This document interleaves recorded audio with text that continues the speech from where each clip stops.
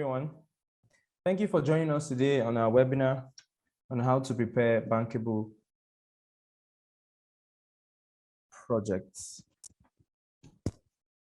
Bankable energy projects. Kindly mute yourselves as you have joined. I'm going to run you through the course of today's event. And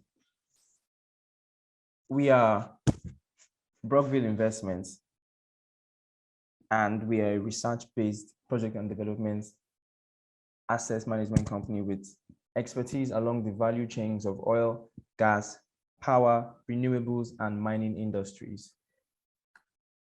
So today, we are going to tell you a bit about what, give you our insights on how you can prepare bankable energy projects in Africa.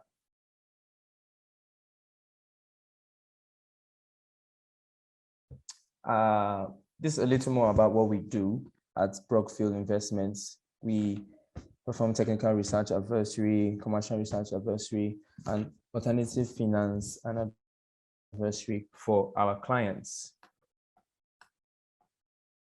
Among us today, we have the speaker who's going to be taking us on some keynotes on how to prepare bankable energy projects in Africa. And she is the CEO of Brockville Investments, Mrs. Olawumi Olatunji, and she'll be joining us today. She is an expert with over 14 years experience or professional experience in covering banking and finance, energy and economics, and asset management. She understands risk and commercial development, and she's, like I said, our CEO. So I'll welcome her to today's session. Mrs. Olawumi, welcome. Thank you, Chris. Thank you so much, Chris. Thanks everybody for joining us, for registering, and also for taking time out to join at this time. We hope that at the end of the event, you'll be able to engage us even much more. Thank you. Okay, Mrs. Olawumi. Before we begin, everyone, here's a link to our publication. You can download it. That's the link below on Linktree. You can download it. It's a publication that tells us about how oil and gas field divestment in Nigeria can be utilized as an individual business as yourself. So please endeavor to download it. Thank you. Now to today's session. Mrs. Olawumi had a quote for us, a very, very powerful quote for us from all her experience. She said, banks fund cash flows against assets, and being bankable has to do with how financiers perceive your business or project against the risk they observe. What a powerful quote of the day from Mrs. Olawumi. So Mrs. Olawumi, today we want to find out more about how we can prepare bankable energy projects in Africa. So with your expertise, what are the financing sources available in Nigeria today? Okay, thank you, Chris, for starting out the meeting and for the quick introductions and all that. Right. So as we all know, basically, let's even not go straight into energy projects. Just whatever kind of project you want to get into.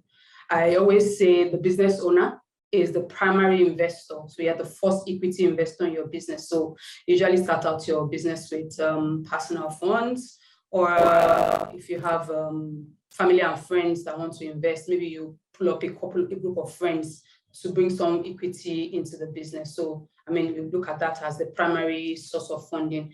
Of course, apart from that, we'll go to commercial banks, which focus mainly really on businesses that are running on, that have very sufficient cash flow. So that's another important source of funding for smaller businesses, not necessarily in the sectors that we're talking about. For smaller businesses, of course, you can look at microfinance banks.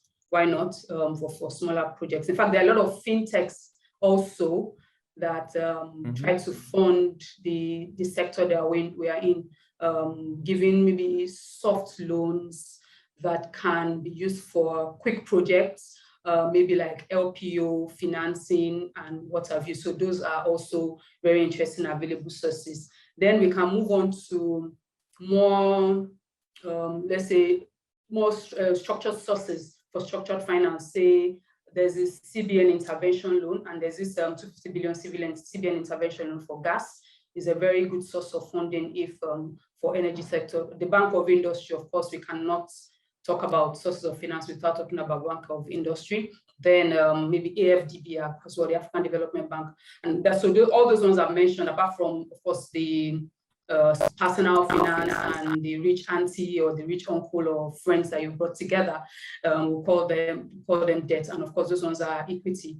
Then, of course, other sources of equity would be to go to the capital markets to raise some funds. You know, that would, of course, be a much different level depending on the corporate structure of the business. And then let's not forget to mention project finance and a lot of large, in fact, it's not about a lot of, almost every large energy project, a large infrastructural project generally. So from the railways to the power plants to the refinery, you know, they run on project finance. So those are just the basic source of funding that you would want to just have at the back of your mind. Okay, thank you very much. I think the keynotes there is that we can access fundings via CBN or getting investors involved. Thank you very much for that insight. So on to the next topic. It has been a very, very hot topic in Nigeria here. Access to funding has not been something that is very available. So what do you think investors are looking for? Okay, that's also, it's in fact like it's written here, it's a hot topic. Most people would say, I don't have funds I can access funds, especially with the climate change direction of interest, where international investors are beginning to have interest in cleaner energy sources. So we begin to look at some other sources, especially the fossil fuel, as wondering if there's enough access to financing for those kind of projects. So, but one word, and I came across a particular word, a particular term, and it's a term that is used in cryptocurrency. So they said NFC. So they call that non-fungible token. And the key word there is fungible. And you look at capital as fungible. Why? Because it's not, it's sector agnostic. It can move from one area to the other. So it's not tied to a particular sector, because one key thing that investors want to see is what? Returns. So as long as this sector or this business will give the right kind of returns, definitely investors will be interested in it. Now, what are they looking for? They're looking for returns.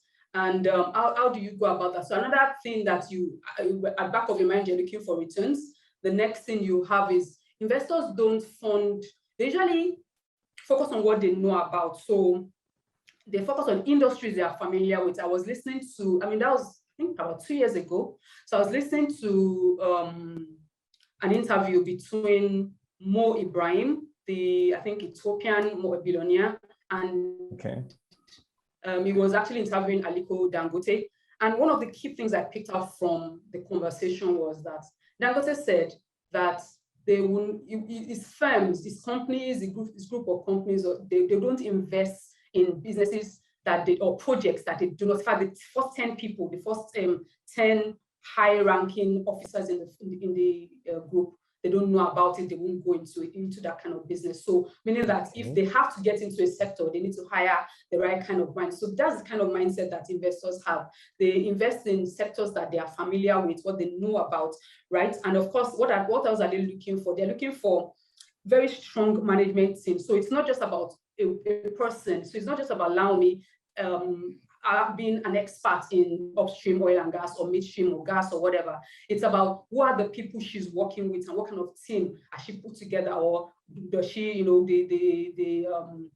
the C-suits, you know, the high-level ranking executives of the firm. Who are they? What are their qualifications? What would they bring to the table? How would they make the project stronger? You know, is very key. You know, and that applies to whatever level of investment. So we could go high-level project finance for an infrastructure, and you could come down to a startup finance for maybe a biofuel project, or you know, it's still the same. The thinking is the same. It's not about a person, it's about the team, right? So that's also very key. And then of course you need to understand, it's not just the project, it's not just the idea if it's a startup, but it's about the market. So how large is this market? Who are the competitors? What competitive advantage does the firm have? And these are the kind of thinking. So if you now come to the energy space, you want to have very key and deep insights, you know, about this sector, because it's large, it's highly technical, right? So you need the right information, and these are the kind of partnerships that we develop with our clients at Bankable Investments, where we can help you get the right insights for market entry for any of the projects that you're working on. Of course, you also look at traction. If it's not for a project finance, if it's for a startup or any other kind of idea, you look at traction. What have you done? And largely, what has the sponsors, you know, what have they done? The sponsors now are the developers, if you're talking about project finance, you know, what have they done in the past and how is this relevant to the kind of project that they are coming with? And then finally, which is also the first thing I mentioned, is about returns. And so you look at the financials, the cash flow, whether it's equity or debt, whether it's lenders or investors that we're talking about here. Cash flow is so key, because cash flow is what will lead to return on investments at the end of the day. So those are the key things that I would touch on. Okay, thank you very much. Thank you very much for that. That was very informative. I think the keynotes there is that we must make sure your project is something that will generate enough returns for investors to get their profits, and also you should have proper insights in the industry. Thank you very much for that. Thank you. So in your view, what makes a project, any project, bankable? Okay, I mean, that's the real reason we're here. That's the main topic of discourse tonight. And I think the first thing is for us to even understand what does it mean to be bankable. And in simple terms, bankability just means financeable. What makes it financeable, right? It's a term that is very common. It's commonly used in project finance for large infrastructure. So investors, because of the complexity, so if you are familiar with project finance, it's very complex in the sense that it's a particular project that is sponsored or that is funded, not the business. So let's take the company to be called Points Limited. Now, Points Limited exists, but Points Limited has a project to develop a biofuel factory where, or a mini solar grid, you know, or a refinery.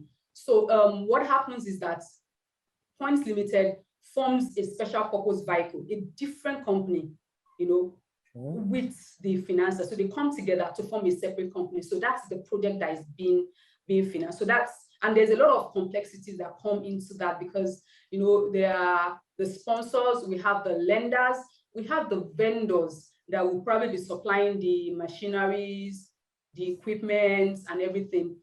We also have maybe insurance companies that also will provide some kind of guarantee. There are instances where project financing would even involve a public-private partnership. So if you imagine the railway projects going from Lagos, Ibadan, perhaps to the north, Kaduna or Abuja, it's a public-private partnership. So that kind of project is, this kind of high-level project is what project finance is developed for. So, and this is where the term bankability is often used. However, the same thinking, the same mindset, the same mentality, the same kind of thinking is what lenders would use for any kind of project. And what is that thinking? Is about identifying risk, right? And basically, you want to look at bankability as how acceptable a project is for the lenders. So the overall structure of the project. Now, this would include the parties. You know, I tried to describe what project finance talks about and the different parties that come in. Then the services or products, the markets, the legal framework, legal regimes, the contractual documents, and I'll go a bit more into this, but basically it's how lenders want to accept all that. Now, project finance is limited recourse. So, and this means that the lenders look primarily at the cash flow of that project. Maybe not exclusively, but primarily at the cash flow. And maybe sometimes they might refer to other sources of cash flow, but primarily they look at. So now, as much as the lenders are interested in the success, the cash flow, even the project sponsors or developers also care much about the cash, because that's how they get their own returns on investment. So as much as the lenders will get returns or they get profitability or their interest from the cash flow, you know, investors also will get exactly the same. So that is why project finance bankability is key. It's important, and everything that you think about in bankability matters to both lenders and even equity investors. So what are these key factors that will make a project bankable and that will make, you know, that will help you prepare whatever project at whatever scale? So this is not only, it's not only relevant for project or for large project finance. No matter the scale or the level of your project, it also becomes very relevant. So there are a couple of factors I'll mention here. The first being the cash flow, legal framework. You think about political risk, the location of the project, and technical and commercial capability. So let me start with cash flow certainty. So like I said, lending has to do with cash flow. It's tied to cash flow. So if you want to talk about equity, you might say, do you want to fund an idea, or do you want to fund a pre-revenue startup where, you know, it has very strong potentials and all that? Yeah, that's very possible.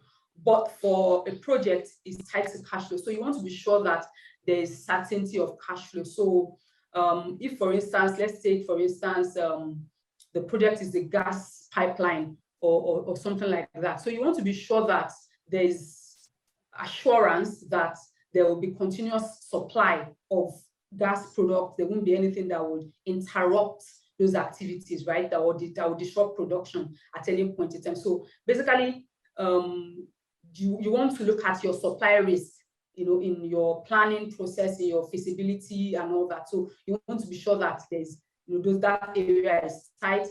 You also want to consider the target market. So at the end of the day, you've you know, you have good supply feedstock into the product. So into the project.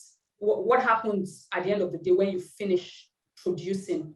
Where does it go to? What was the target market? How do you, so basically you just want to think of certainty of cash flow, my supply, and then my target market that will take off or offtake the product becomes very, very, very important at that time. So for projects like gas, you know, you'll be thinking of things like procuring a guaranteed offtake that would, that this will help to enhance the commercial viability of a project at every point in time. Then technical and commercial capabilities. This is also very important. And most projects in energy sector, it's scientific, it's technical. So they have to be either the sponsors themselves, they have those technical capabilities, or they have a partnership with technical firms that can do those kind of things that they do not want to do. So if, for instance, it's a fertilizer plant, you know, taking gas feedstocks from some assets in the Niger Delta, and you want to convert that to fertilizer. So how competent is your team or your partners when it comes to when it comes to that, the processes around that is also very key. Now, legal framework, I talked about project finance earlier on, saying that there are so many agreements. So even between the sponsors, that's the project developers, there's an agreement. Between the lenders and the sponsors, there is supposed to be an agreement, right? Between the insurance companies that probably bring in some sort of guarantee, there's an agreement. So there are so many agreements. Vendors that supply pipelines or supply the machineries and everything that will get the project running, there's an agreement. So we need to be sure that these agreements are tight, they are complete. So basically it's about understanding that project, the process, and packaging the project right. And when I say the word packaging, I beg you not to look at it with negative connotation, because I've heard people say, oh, packaging sounds like you're just padding. No, packaging means that when I say packaging, right, what I mean is, you're like, have a proper checklist and you're dotting the T's and crossing the I's. And your finance team in the firm, the CFO, fantastic people, they have high level understanding, but they may not know a lot about project finance. And that is one of the ways where Bankable investments also come in, just to help you make sure that when you want to move forward and move your project to for financing to the right parties, you've passed through the right processes, you've checked the T's, you've crossed the adults, and everything is fine. So another point would be political risk. Now, most projects have a long tenure, right? And the likelihood of the project to be affected by political change is very high. So how does that affect your own projects? You need to look about that. So take, for instance, in Nigeria, we're moving into the election year quite soon. So if a project starts, let's say next year, is there any chance where there will be a change in government policy that might affect the project? Is there, so you need to start looking at those kind of things and thinking of how to. So basically, identifying risk is about mitigating it. It's not about saying, oh, there are so many things I don't want to worry about anymore. No, basically, it's about mitigating these risks because you've known all the risks that are present. And that's what project finance does. It helps to identify the risk and assign them to the parties that are most suitable to mitigate the risk. So that's exactly what it is. So the final thing would be project location. So it's very key because take, for instance, whatever project you want to do, start from a solar farm. You most likely would need a large an expanse of land for a very extended plant, so power grid for solar. If it's a gas plant, if it's a refinery or biofuel, depending on the volume and the scale, you will need large extent. So you want to have a very good relationship with the community, because in fact you want to make your community stakeholders, right? So that they look at the project as theirs, as it's advancing their community, they believe in it, right? So that you won't have issues with clashes and community problems as you go on in the project. So it's very important that the project location, you look at community, and also you want to see the terrain, how accessible it is. We've worked on a mining project that we could not, that's deviation, right? But it's still the same principle. To access the location of the site was a big problem. There were rivers and streams, and it was really very, very, very interesting to do. So you want to know all this beforehand. So you want a thorough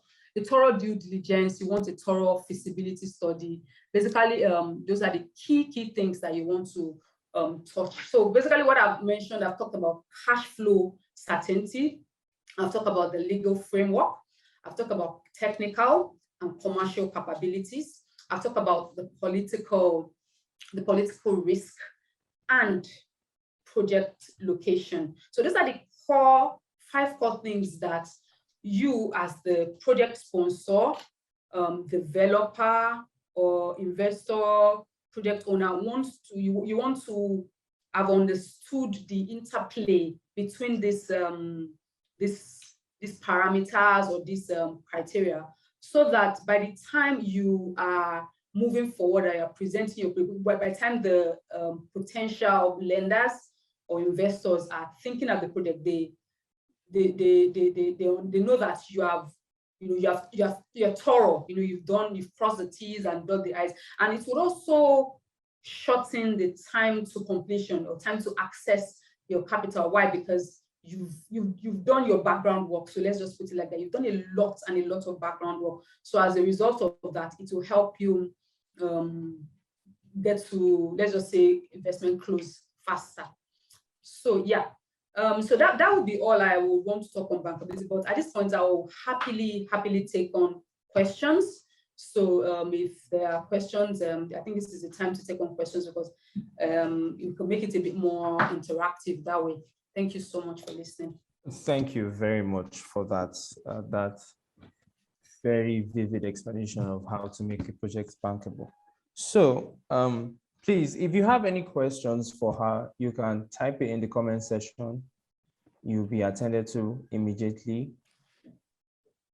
While you're doing that, let me introduce you to some of the core functions of Brockfield. Now, our capability at Brockfield, we help you gain solid technical knowledge. We also have a very skillful team that's at your disposal if you do need our services. We also have very, very deep industry insights when it comes to oil and gas, power, renewables. We can get you access to finance very easily. We're well connected. We can do that. We are Pan-African focused, which means that we are a company that is particularly focused in Africa, and we have a very strong professional network. Now, we work at the intersection of technical and commercial adversary, which means we perform technical research, commercial research, and alternative finance research for anybody who requires our services. We're a research-based development and business development research-based firm. So if you do need to start a project, or you already have a project and you need extra help getting these things done, your project invested in, you're getting your project started, you can reach out to us and we can do these things for you very quickly and very fast. These are our areas of expertise. So thank you. If you have any more questions, you can quickly reach out to us in the comment section. Also, here's our statements that you can download, our capability statements, also on the link tree. That's the link. Please write that down and go and access it. You can easily download it and go through it yourself. Also, if you need to contact us, you can reach us at projects@brockfieldinvestments.africa, or you can reach out to the CEO herself as Laomi Olatunji, Brockfield Investments of Africa, and our phone numbers are beside there. We are situated in Ikeja, Lagos, and we are hoping to hear from you. Thank you very much for attending this session. We'll be taking your questions now.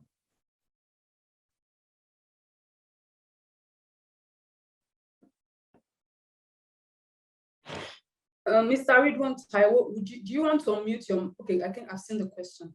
Okay, I thought you wanted. So a key part of project finance risk is forex risk, absolutely, foreign exchange, especially as many projects require import of equipment.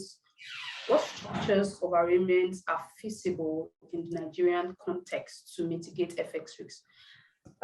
Super great question. And in fact, if you want to even take it further, imagine an investment coming in FX, and then you convert the funds to Naira, right? And by the time the project is completed, you want to repatriate or get the funds back.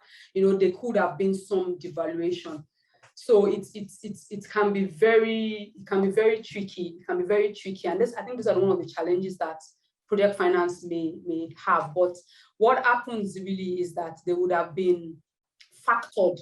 All this would have been factored directly into the cost of funds, right? Probably, trying to edge using all financial derivatives and all that to edge that, so that by the time the funds come in and the project is executed, the funds can still, make sense or have the right kind of value to the investment. So I see an additional point. You said in case where the project is considered FX. Okay, just for the explanation. Yeah, so I mean the key is to factor that into the cost of funds, such that when the project is completed and the revenues come in, right? You can still get value. And working with some financial solutions, like maybe probably hedging or all this kind of FX derivatives could work a bit as well. But thanks for the question. It makes a lot of sense. It's a very important limitation, if I would put it that way. It's a very important limitation. Right. There's another person raising up his hand. If you type your questions, it will do us a lot of good. Mr. Temi Sokwe Jalade. Okay, I'll get a question from Sonto Zepwe. So it says it's in agriculture. I'd like to know if you can get finance these days, introduce a type of technology. Okay, well, I'm not 100% sure I understand your question, but what I hear is access to finance and technology. So if you are talking about hardware kind of technology, if I may use that term, bringing in machineries, I mean, you can think of leasing, that might be a way to go. But if you're talking about agri-tech, like, there are a lot of popular agri investment platforms, that's another way to look at technology. Definitely, I think at the end of the day, investors just want to see, is there a clear market? Is there a clear return on that investment? So if you look at those things in those two directions, or from those two perspectives, you'll be able to clearly get access to what you need. So of course, we'll look at what stage is the business, or is the project. So if it's an existing business that already has cash flow, there's the way to look at it would be different. And if it's a new project that wants to start, we know that we're going directly for project finance. If it's an existing business that we were thinking of corporate finance, then we'll be looking at all the options that I mentioned earlier. So your question is valid. Your question is very valid. Thanks for asking. Okay. So please, if you require anything, any of these services that have been mentioned, you can easily reach out to us even after the meeting. We'll be very happy to attend to you. And if you have any more questions, kindly type them now so that we can quickly answer them.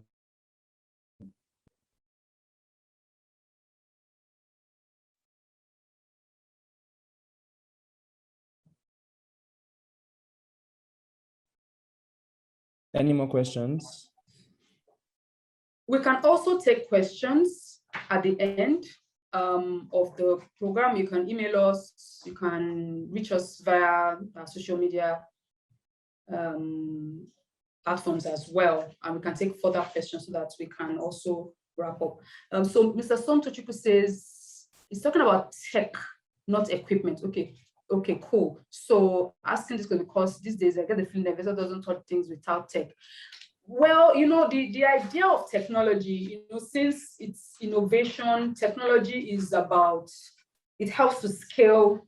So imagine if, I want to use a very basic example, Uber. Before we were able to bring in the apps and all that into the system, you'd have to hail a cab. But now the owner of a cab service most likely would have to buy the cabs and incur those infrastructural costs or those asset costs, and is still limited to how or where it can reach.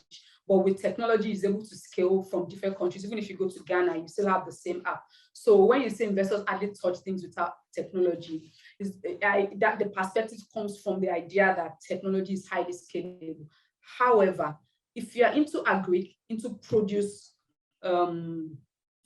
maybe growing of crops or processing, the technology that we'll be talking about will not be digital technology. Rather, the technology we'll be talking about will be machineries, machines that will probably dry or grind or those kind of things. And definitely, it's always a go-to. It's always a very good place to look at, right, for investors. So yes, you can work and get what you need.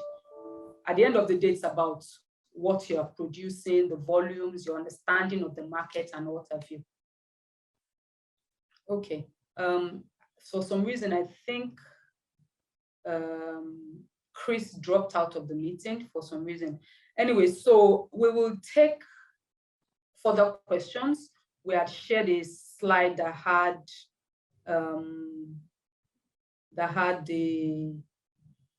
our contact details. So we'll happily take more questions. Thank you for joining. Omomi, welcome. Thank you, Mom. Good evening, everyone. I'm glad I joined, but I'm sorry I came in late. Yeah, it's fine. All right, so thank you all all to talk for about the agriculture tech. Yes. Yeah, I think I stumbled on something on recent that I have to work on. Somebody asked me to do something on ArcGIS, and what's the question is that I should locate where you think irrigation would affect. So let's say, for example, I want to have an I have a location for one agriculture, something I want to do, say. So the person is asking irrigation, how will you're trying to look at how climate will affect that. So imagine doing that and looking out for how is it sea level and global warming is changing, and I have to effect that into consistency of how it's going to affect the business. So I think the tech issue is now very wide. It's a wide scenario. Talk about the machinery you also mentioned. A lot of things are changing. There is this one they call how do they do it now? This tent we call it green cultivation. So all of those things new investors want to look at and consider before investing. Thank you very much. Thank you so much for your inputs. Makes a lot of sense. So thank you for attending. So I will end the meeting now. And we'll look forward to connecting with you again.